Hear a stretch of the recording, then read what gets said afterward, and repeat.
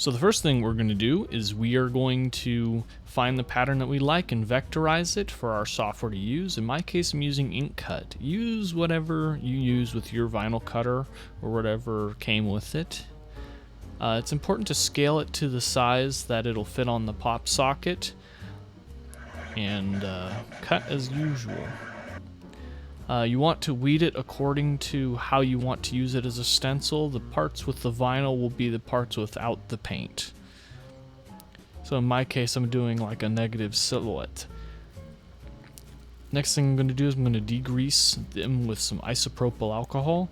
This is to help the paint stick, to get any factory oils off of there.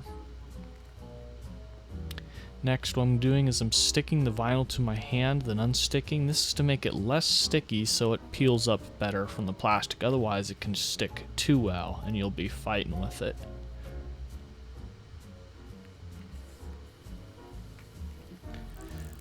Now, the type of paint I'm using is a type of paint meant for plastics. It's actually more of a universal paint, but it does specify plastics, and it does have a primer. The primer is important. It helps the paint stick to the surface and prevent peeling and it rubbing off and all that stuff.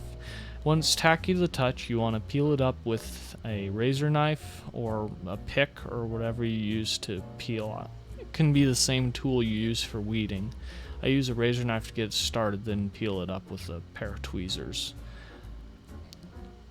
After this step, you can put clear coat on it. I'm not, but if you do, make sure you start with light strokes as to prevent the paint from running underneath, because if you make it too wet all at once, it will just cause everything to flow all over the place.